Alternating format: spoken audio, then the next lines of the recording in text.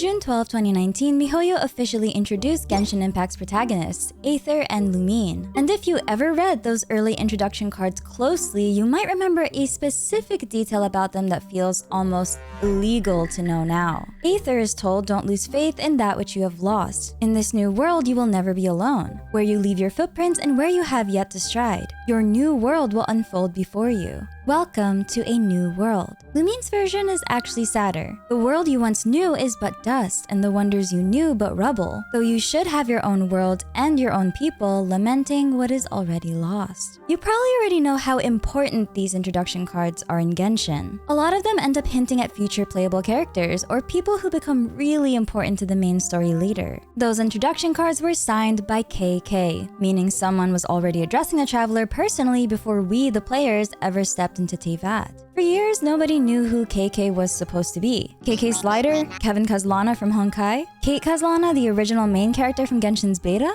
But after Act 1 of the recently released Homeward He Who Caught the Wind, it suddenly feels like we should have known who this person was all along. Back on October 17, 2020, a little over a month after Genshin's global release, a now suspended Twitter account interacted with one of Genshin's official Twitter accounts for a raffle. The name of that account was Kleiner Curl. And now in Act 1 of Homeward He Who Caught the Wind, the event reveals that Kleiner is Alice's partner and Klee's father. On top of that, he's currently away from Teyvat, on another planet in outer space. I can't stress enough how much this reveal rewrites the way we're supposed to read Genshin's lore now. This is seriously the kind of reveal that makes you want to go back and reread everything from the beginning. And I mean literally from the beginning, because Kleiner might be one of the only people left who actually knows why the traveler ended up in Teyvat in the first place.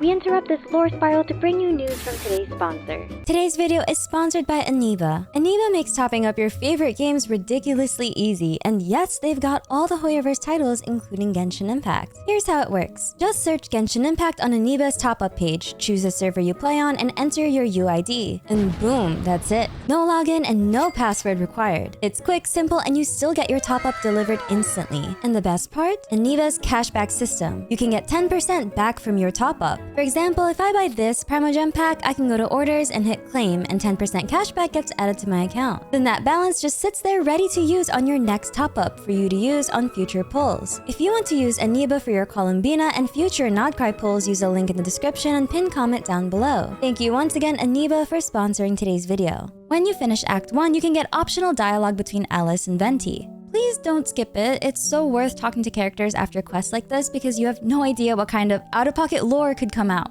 Alice mentions that Kleiner was supposed to have returned to Teyvat by now, but he's been delayed by troublesome happenings on another planet. She says he jumped through all these hoops to come back, but then the Torres starts causing trouble and Teyvat's border is still a mess. So the vacation, or rather his return to Teyvat, is on hold. And then Venti says being a seeker is a tough job indeed. Kleiner is a seeker. He can travel between planets, but apparently right now he can't come home because Teyvat's border is unstable. What does all of that mean though? To even guess what a seeker is, we have to look at two things: what Alice's job is and what Teyvat's border even refers to. During the Nodcry Archon quest, Alice explains that maintaining the stability of Teyvat's borders is part of her job. Beyond that border is abyssal energy, and if it breaks through, the consequences would be catastrophic. The phantoms that appeared in Nodcry were treated as a warning sign, proof that the border had been disturbed. Alice says the Torre distracted the Hexenzirkel by causing a huge fuss at Teyvat's borders. At first, she assumed it was an outside abyss intrusion, something she calls rather common. But the disruption did something potentially disastrous. It also made Teyvat easier to detect from the outside universe, meaning other planets or things in outer space can see Teyvat now. Teyvat has a border. It functions like a barrier against what's outside. It keeps the abyss at bay, and it also affects whether the wider universe can even find Teyvat in the first place. Teyvat's border is either the false sky itself, which was created by the heavenly principles,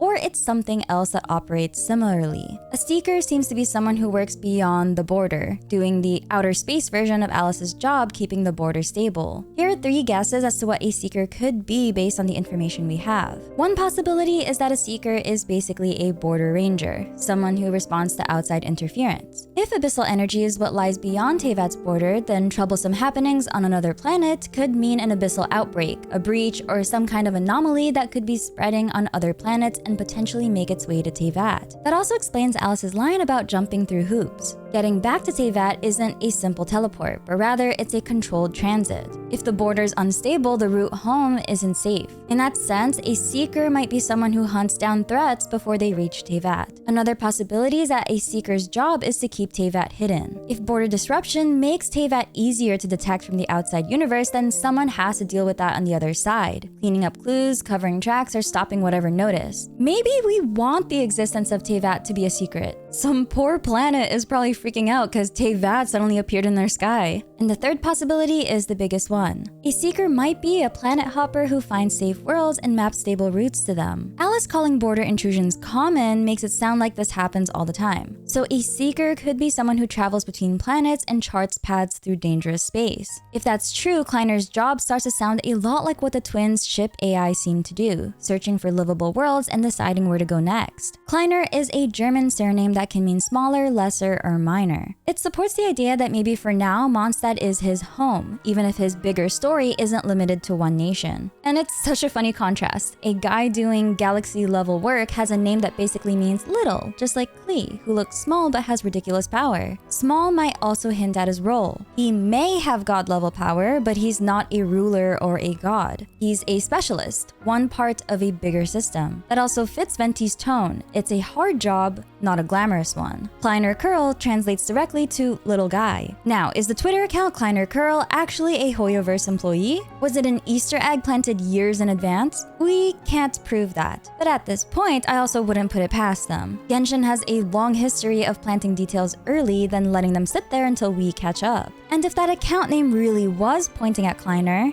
that brings us back to the initials KK. Because if Kleiner is connected to KK, if he's the one who introduced the twins before the game's release, that implies something huge. Kleiner knew about the Traveler and their sibling extremely early in the story. KK is speaking directly to Traveler about loss, loneliness, and starting over in a new world. If Kleiner wrote those introductions, then either he met the twins very early, or he was involved in their entry into Teyvat, or at the very least, he was closely monitoring it. If Kleiner is KK, then it implies that he was present at the very start of the Traveler's journey. And that has a ripple effect. Because if Alice's job is keeping Teyvat's border stable against what's outside, and her partner is someone who potentially welcomed the Traveler, then the Hexenzirkel might be tied to why the Traveler came to Teyvat at all. But there's one more detail that's quietly unsettling. Even with the Torres supposedly defeated, the border is still described as a mess. It's unstable enough that Kleiner still can't return. So the obvious question is, did we actually finish the problem? Or did we just stop one part of it? And that brings us to Klee, because after this lore drop, it's impossible to look at her the same way. Klee's parents were already special. Her mom is literally Alice. Now her dad, Kleiner, is a seeker who travels between planets and is tangled up in another planet's mess. So what does that make Klee? During Windbloom Festival 2023, Mona says this about Klee. Oh, Miss Klee, our mighty Spark Knight, you are the flame of hope for all of Mondstadt and the vessel for... Huh?